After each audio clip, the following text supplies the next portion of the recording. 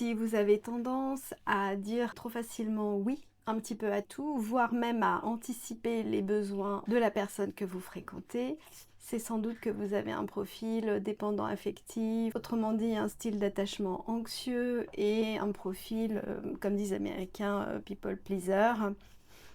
En psychanalyse, on parle de désir de l'autre, de se retrouver dans le désir de l'autre, de s'y noyer, de s'y perdre et de ne surtout plus avoir en ligne de mire ses propres désirs. Et là, on peut se raccrocher à ses besoins pour essayer d'avoir une meilleure lecture de son intériorité.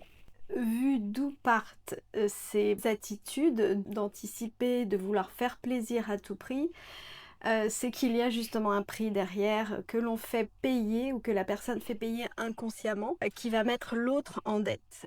Et en face, c'est plutôt quelqu'un qui va estimer que tout lui est dû.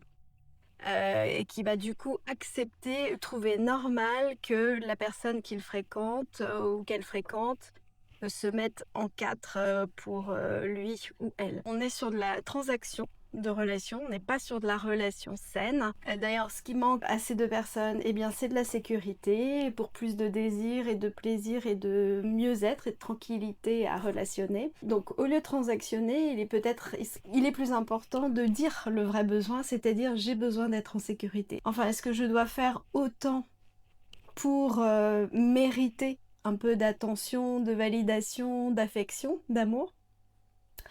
Et si l'autre est sain en face, il va répondre que non, ça n'est pas la peine. Ou si l'autre est plus fragile, avec un moi plus fragile, va peut-être quand même dans une démarche un peu de grandir, de défi, de leçon à apprendre, d'opportunité de croissance, va se dire ok, j'ai plutôt une attitude d'habitude d'estimer que tout m'est dû. Mais là, je vois que c'est beaucoup pour toi, et ça n'est pas légitime pour moi d'exiger autant. Donc moi aussi, j'abaisse un petit peu mes attentes et j'élève mes standards de besoin en disant moi aussi j'ai besoin de sécurité, tout n'est pas dû, et de se retrouver sur un entre-deux où chacun va être capable de savoir donner et recevoir. Euh, avec plus de tranquillité, avec des moments où ça n'est pas possible, et tout ça en étant OK. Pourquoi est-ce que je vous dis que le changement est possible? Parce qu'on parle d'attitude, même si on parle de traits de personnalité, ça n'est pas l'essence profonde de la personne.